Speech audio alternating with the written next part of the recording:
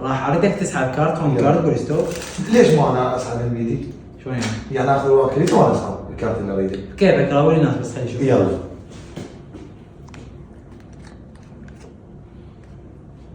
ارجع اخربطه وياهم بالنص لو لا؟ لا جيب الكارت. والله جيب.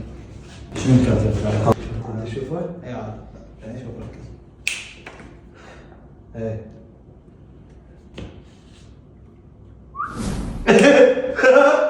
لحظة.